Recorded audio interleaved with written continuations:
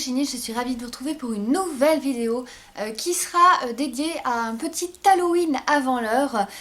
Donc j'ai testé en fait la box d'Halloween de Once Upon a Book, donc c'est une box littéraire. J'avais déjà testé en fait leur formule normale, ils proposent régulièrement des box sur un thème et puis avec la possibilité aussi pour vous de renseigner sur leur site vos goûts, ce que vous voudriez avoir comme livre, et puis ils vous envoient un petit paquet donc bien présenté. J'avais je crois commandé peut-être 3 fois chez eux à peu près. Alors j'avais été donc un petit peu partagée au niveau de ce que j'en avais pensé. En fait j'avais pris une box pour faire un cadeau à quelqu'un de ma famille et puis j'en avais pris aussi pour moi. Alors pour moi j'avais trouvé ça sympa parce que du coup vous pouvez renseigner le lien vers votre bibliothèque si vous avez une bibliothèque virtuelle type Booknode, etc. Vous renseignez les livres que vous avez déjà en votre possession et donc du coup pour ne pas qu'ils vous renvoient la même chose. Donc ça j'avais trouvé bien, c'était bien respecté au niveau des thèmes aussi, c'était pas mal. Par contre ce qui m'avait vraiment beaucoup déçu de leur part c'est que les allergies alimentaires n'étaient pas respectées. Donc en fait j'avais demandé une box pour une proche qui est intolérante à 100% au lactose.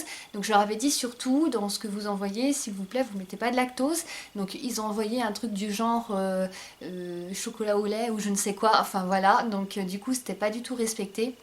J'en profite aussi juste pour faire une petite parenthèse qui n'a rien à voir, mais vu que je parle d'intolérance au lactose, si toutefois il y a des intolérants au lactose ou même allergiques, je crois que ça existe aussi l'allergie, c'est encore pire d'ailleurs, méfiez-vous aussi parce que je vois souvent une pub qui passe, d'ailleurs je trouve ça mais franchement inadmissible de laisser des pubs comme ça d'une marque très connue de lait qui dit, donc avec le bouchon bleu là, lait écrémé, qui dit ce lait là, il n'y a pas de lactose dedans, et ben c'est faux. Donc sachez qu'il y a du lactose. En plus la personne que je connais qui est intolérante les a même contactés, donc ils ont bien confirmé, en effet il y a du lactose, il y en a très très peu mais il y en a tout de même un pourcentage. Donc pour les gens intolérants il n'y en faut pas. Donc voilà, il n'y a que en fait d'autres laits que vous pouvez avoir, que vous pouvez consommer comme du lait de riz, comme le lait d'amande, comme le lait de soja. Je crois que c'est vraiment les 3 qui existent. Je crois qu'il y en a guère d'autres, mais donc voilà, je voulais juste faire une petite parenthèse parce que du coup je trouve que c'est pas normal en fait qu'il y a des gens qui sont intolérants, qui sont malades à cause de ça et qui du coup peuvent voir ça en se disant je vais acheter ça, c'est marqué sans lactose, et en fin de compte c'est mensonger parce que c'est pas 100% sans lactose, voilà, il y en a quand même dedans. Donc voilà, c'était juste ma petite parenthèse là-dessus, un peu coup de gueule. On va pas attendre plus longtemps, je vais vous présenter la box d'Halloween. Donc c'est pas mal de paquets, je crois qu'il y en a 10 ou 11, enfin on va voir ça du coup ensemble. Vous aviez soit la petite box, donc moi j'ai choisi la petite box, vous aviez une plus grande box où ils rajoutaient je crois un livre, peut-être 1 ou 2 goodies également, donc avec plus de paquets. Et c'est comme une sorte de calendrier de l'Avent en fait d'Halloween, donc je trouvais le concept assez sympathique. Par contre je trouve ça assez cher, alors on va voir, peut-être que ça vaut le prix, soi-disant en tout cas que ça les vaut, c'est en tout cas ce qui est noté sur leur site. Ils vous envoient des choses finalement qui coûtent plus cher que le prix que vous payez, mais voilà, je trouvais ça quand même assez élevé. Je pensais en fait qu'on allait recevoir ça par petits paquets, petit à petit. J'avais choisi une livraison en point relais qui était la moins chère. En fin de compte, non, vous recevez un gros carton avec tous les paquets dedans. Donc du coup, je vais vous montrer ce que ça donne. Vous avez déjà tout ça, donc ça se présente comme ça. Et vous avez donc tous ces paquets là, voilà. Donc on va tout de suite ouvrir les premiers. Donc vous avez donc le 31, donc celui-ci ça sera le dernier. On va essayer de les classer par ordre. Donc voilà le numéro 1, donc on va découvrir ça ensemble. Waouh! Ah, c'est un livre! Et je suis super contente parce que c'est le livre que je voulais. Je l'avais repéré sur le site Booknode, je l'avais mis en fait dans mes envies de livres et du coup je suis super contente de l'avoir dans la box. C'est les jumeaux Croche-Mort, la malédiction. Donc normalement ce sont des nouveautés je crois qui viennent de sortir. Donc s'il est des lieux obscurs dévorés par les ténèbres, des demeures où les vivants n'ont pas leur place, le manoir Crochemort sans nul doute en fait partie. Après des années d'exil, Silence et Auriel Crochemort sont soudainement rappelés dans le manoir familial par des grands-parents dont ils ignoraient l'existence. Les jumeaux ne se sentent pas les bienvenus et découvrent qu'une terrible malédiction s'est abattue sur la ville. Donc la romancière à succès, Cassandra O'Donnell, nous entraîne dans un nouvel univers aussi envoûtant que terrifiant. Donc je ne connais pas cet auteur, donc j'ai vraiment hâte de le lire. En plus, il a une superbe couverture, je trouve ça vraiment top.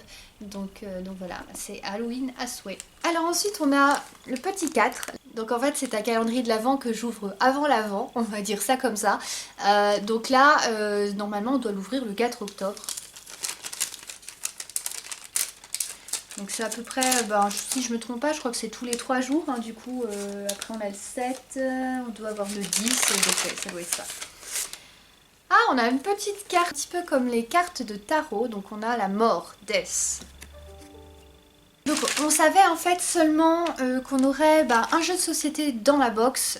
Il y avait aussi du thé, donc ça on le savait. On savait aussi qu'il y aurait, je crois, de mémoire 3 livres. Voilà, mais on savait pas en fait quel livre c'était. Donc voilà en tout cas pour la surprise, donc ça laissait quand même la surprise. Donc voilà celui-ci, donc ça je pense que c'est le jeu de société parce que c'est le plus gros paquet de tous. Ouais!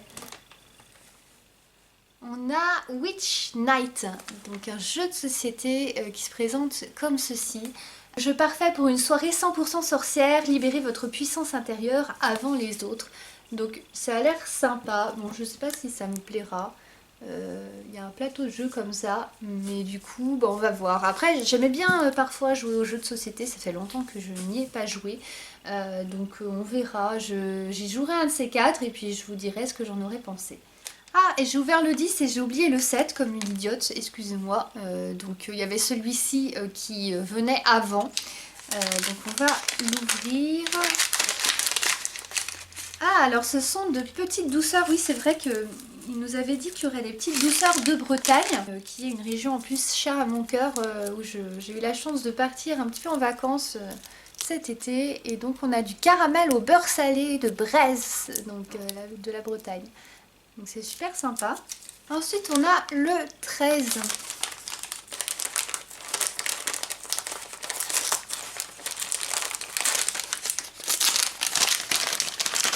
Ah, ça sent bon. Eh oui, c'est le thé.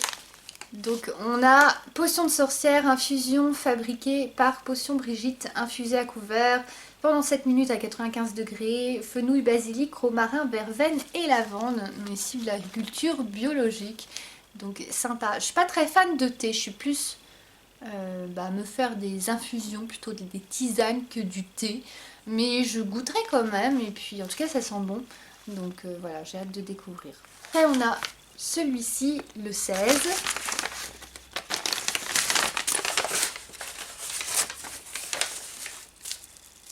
Et on a un petit, une sorte de petite potion comme ça, avec Aspeljar. Donc voilà, ça se présente comme ça. Passion maison par la sorcière Manon. Voilà ce que ça donne une fois sorti. Donc il y a des petites choses dedans, des espèces de petits cristaux, des fleurs séchées, je pense. Donc c'est bien fait, c'est sympa, ça rend bien, ça fait décoratif, donc c'est mignon. Ensuite, on va découvrir ensemble le 19. Donc ça se voit en transparence, hein. Je sais déjà que c'est un livre.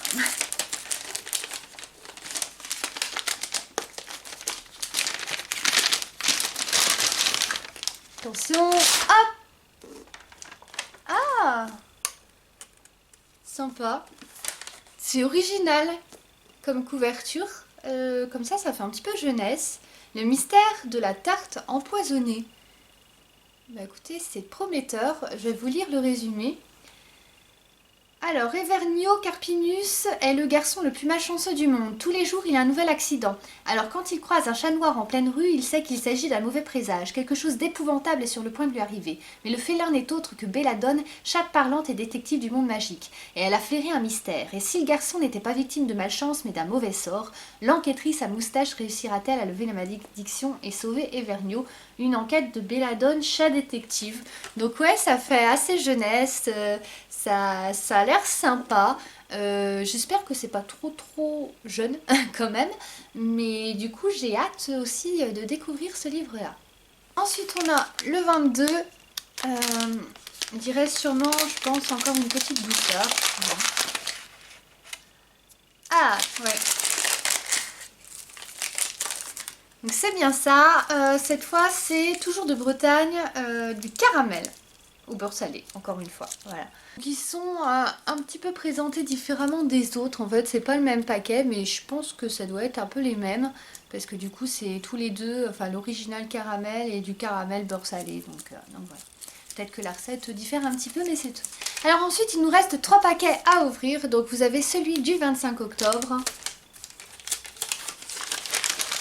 Alors, ah, ça a l'air d'être encore un livre. Ah, sympa. Vous avez Exit, le livre Terreur au parc d'attractions. Ah, c'est un livre et escape game. Donc c'est super original. Je ne connaissais pas du tout en fait ce type de livre-là. Je connais juste les livres dont vous êtes le héros, mais je ne savais même pas que ça existait, les livres escape game. Je connaissais les jeux un peu, enfin voilà, ou les énigmes. Donc ça a l'air sympa. Je vous lis le résumé. Un parc d'attractions abandonné, pas de sortie, 10 énigmes, parviendrez-vous à vous échapper? Une fête dans un parc d'attractions délabré et voilé de secrets, qui pourrait refuser? La rumeur d'une mystérieuse série de meurtres jamais résolus renforce le côté excitant de l'événement. Seule Mina ne croit pas à la théorie d'un tueur ayant attendu des années que quelqu'un s'aventure sur son terrain de chasse. Mais soudain, la sortie est verrouillée et ses camarades disparaissent les uns après les autres. Un parcours d'énigmes de premier ordre commence pour Mina et ses amis, mais également pour vous. Alors qu'attendez-vous? Une expérience interactive et immersive aux sensations d'escape game dans la lignée des jeux à succès Exit. En fait, ouais, c'est un livre-jeu a priori. Ah, il y a des petites choses. Ah oui, d'accord. Ah, vous avez des... C'est très bien présenté. Ah oui, il y a tout un fascicule, le codex, astuces. Ah ouais, avec des petits jeux comme ça. Donc, ah ouais, ça a l'air très original. Donc en tout cas, c'est très bien présenté. Alors, je sais pas... Oui, il y a des... Ça fait comme un livre, en fait. Et puis, il y a des petites choses comme ça, des petites énigmes. Donc, ça a l'air sympa. Je sais pas le niveau de difficulté, par contre. Ah, c'est marqué niveau avancé. Ça va peut-être être un peu compliqué, vu que j'ai pas... En plus, j'ai jamais joué à ce genre de... Alors, j'ai fait des escape games. Ça m'est arrivé. J'en ai fait... un ou deux. Non, j'en ai fait deux. Que j'en ai fait un près de chez moi, dans des caves, voilà, j'allais dire dans des grottes, mais non, dans des caves. C'était sur le thème de l'Égypte antique, donc il était sympa. Le deuxième que j'ai beaucoup aimé, c'était celui de l'Opéra Garnier à Paris. Donc j'ai fait 2 escape games grandeur nature. Et donc voilà, on va voir, on va découvrir ça. Ça va peut-être être un peu compliqué pour moi à résoudre, mais voilà. Il nous reste les 2 derniers paquets, le 28 et le 31. Je crois que le 28 c'est encore du thé, parce que ça sent encore bon. Donc voilà, c'est ça. C'est encore le même, on dirait. Thé vert, gingembre et écorce d'orange. Est-ce que l'autre, il y avait marqué ça? Ah non, c'est pas le même, j'ai dit une bêtise. En fait, il y en a un, c'est au fenouil, basilic, romarin, verveine et lavande. Et l'autre, c'est du thé vert, gingembre et écorce d'orange. Donc c'est 2 thés différents, en fait. Donc voilà, un autre petit sachet. Et le dernier, qui a l'air encore d'être un livre. Donc du coup, ça nous fera 3 livres, plus un livre escape game. Attention, hop! Memento Mori. Alors, il est très joli. Je connais l'auteur. En fait, j'avais rencontré au Salon du Fantastique lors d'une édition à Paris. J'avais l'un de ses livres qui s'appelle Salem, ça y est, je me rappelle, que j'avais aimé. Ouais, j'avais trouvé vraiment original et puis j'aimais beaucoup la façon dont elle écrivait. Donc du coup je ne connais pas par contre ce livre là, On va le découvrir ensemble, je vais vous lire son résumé. Recouvert de symboles grecs faisant référence à Hadès, un corps mutilé et désormais inidentifiable est retrouvé dans une cave à New York. Jeune flic fraîchement sorti de l'école de police, Mike Sullivan est chargé de résoudre ce meurtre sordide qui semble mener ses pas au plus près des mythes antiques. De son côté, Ambre, une faucheuse embauchée par la mort en personne, se retrouve face à un terrible dilemme. La voilà prête à rompre son serment. Quand l'heure vient, elle choisit de sauver Mike au lieu de récolter son âme, se jouant du destin lui-même. Dans l'ombre, Hadès, le dieu antique, porte désormais un intérêt tout particulier à cette affaire. Qui est l'humain misérable mortel qui ose tuer en son nom? Oserez-vous affronter la mort elle-même? Donc ça a l'air très prometteur aussi, entre peut-être à la lecture du résumé, le thriller et le fantastique. Donc voilà, à découvrir. Voilà pour cette box là, je vous remonte très rapidement tous les livres. Voilà, c'est ces 4 livres là qui faisaient partie de la box. Au niveau du prix, alors je pense qu'avec en effet avec le finalement en fait parce que voilà, je pensais au départ que c'était quand même assez cher pour ce que c'était. Mais du coup à la découverte des livres et de tout ce qu'il y avait en fait dans cette box là, je pense quand même que du coup on a des articles qui coûtent plus cher que le prix effectif de la box. Si on compte rien que les 4 livres là, plus le jeu de société, bon, les petits goodies, je les mets un petit peu à part. Bon, le thé, d'accord, un petit peu. Après, ce qui me déçoit peut-être un petit peu, c'est bon, les caramels que je trouve, en fait, c'est la même chose, quoi. Enfin, voilà, on a juste 2 paquets avec la même sorte quasi de caramel, même si la recette peut-être un peu différer, mais en tout cas voilà, c'est des caramels au beurre salé pour les deux articles, les 2 paquets différents. Donc ça voilà, je trouve ça un petit peu redondant. Voilà. Le thé pareil, c'est un peu redondant parce que du coup on en a 2, même si c'est des sortes de thé là pour le coup différentes. Du coup voilà, je suis peut-être un petit peu plus déçue, disons côté gourmandise, donc goodies, avec bon la petite carte de la mort là, bon pourquoi pas. C'est dans le thème, mais voilà, je suis un petit peu plus déçue côté goodies. Après, ces livres-là, ils m'ont l'air de vraiment correspondre au thème d'Halloween. Donc, comme je dis, j'ai une petite préférence comme ça. Ça sera peut-être pas le cas finalement à la lecture, on verra, peut-être que j'en préférerai un autre. Mais du coup, j'ai une petite préférence pour celui-ci que j'avais déjà repéré, comme je vous le disais, que je voulais me procurer. Donc, j'ai eu de la chance aussi de ne pas le faire, de déjà recevoir ça, puis le déballer avant de l'acheter moi-même. Et donc voilà, on a aussi ce beau coffret de jeux, avec tous ces livres là, plus donc le thé, les caramels et la petite carte Death. Donc voilà. En tout cas c'était quand même une belle découverte. Peut-être que je sais pas s'ils font des box de Noël. Des box de Noël ça pourrait être sympa je pense pour la fin d'année, pour avoir ça sous le sapin ou même pour faire un cadeau aussi, ça peut donner des idées. Comme je dis voilà, après il faut être prêt à payer quand même assez cher d'un coup. C'est voilà, c'est pas mal du tout, donc je conclurai cette vidéo comme ça. J'espère qu'elle vous aura plu. Je vous mettrai le site internet de la box Once Upon a Book si vous voulez regarder un petit peu ce qu'ils font et vous renseigner. Peut-être que vous connaissez aussi, hein, n'hésitez pas si vous connaissez cette box à me dire ce que vous en pensez. Si vous aimez bien un peu ce qu'ils font là, les box de fin d'année, si vous préférez quand c'est des box un peu plus personnalisées aussi. Donc voilà, c'est avec plaisir que je vous lirai, que je vous répondrai. Pour info, j'avais déjà participé à plusieurs box littéraires. Donc j'en avais testé 4 je crois. Il y avait la Cube, il y avait donc celle-ci Once Upon a Book, il y avait 1001 livres box et il y en avait une autre et je n'arrive plus à me rappeler son nom, je suis désolée, si je le retrouve je le remettrai. Le petit, ah si, je crois que c'est le petit colis, ouais, ça devait être ça. Et donc du coup ma préférée, je vous l'avais déjà dit dans une autre vidéo, je le redis, c'était 1001 livres qui proposait des goodies vraiment de qualité, encore mieux que ça, enfin en tout cas j'avais beaucoup apprécié.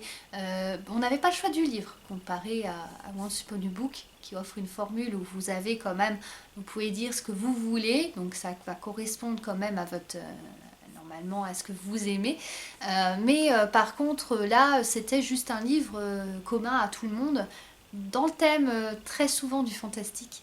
Et j'ai découvert des pépites en fait dans cette box là. Il y a un livre box.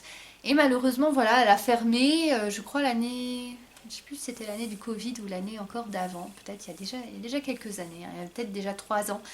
Donc voilà. Donc Once Upon a Book, c'était celle que je préférais. Donc celle-ci ensuite. J'avais pas commandé depuis un bout de temps, mais voilà. Comme je vous ai dit, j'avais juste regretté le fait que le cadeau en fait que j'avais offert ne correspondait pas. C'est pareil, la personne, j'avais demandé en fait quelque chose à l'eau de rose, un roman sympa, romantique. Il m'avait offert un truc érotique. Enfin voilà, il m'avait mis dans la box un truc érotique. Donc du coup, la personne, c'était pas un super cadeau. Après, on peut comprendre, hein, je veux dire, je leur jette pas la pierre non plus, que je crois qu'elles sont que 2 ou 3. Enfin voilà, il y a peu de personnes, c'est juste une petite société, enfin etc. Voilà, donc on peut comprendre, hein, c'est des passionnés, et puis il y a toujours le droit à l'erreur bien sûr. Après voilà, ce que je redirais, c'est que je regrette simplement que les allergies ou intolérances qui sont pourtant mentionnées ne soient pas respectées. Voilà, c'est ça par contre, pour moi c'est important et ça reste important. Voilà. Donc voilà, merci d'avoir visionné cette vidéo, j'espère qu'elle vous aura plu. N'oubliez pas de vous abonner pour suivre les prochains contenus sur la chaîne. Salut à tous. For each night they shed a sweet light to remind us of days long ago. Hanukkah, oh Hanukkah.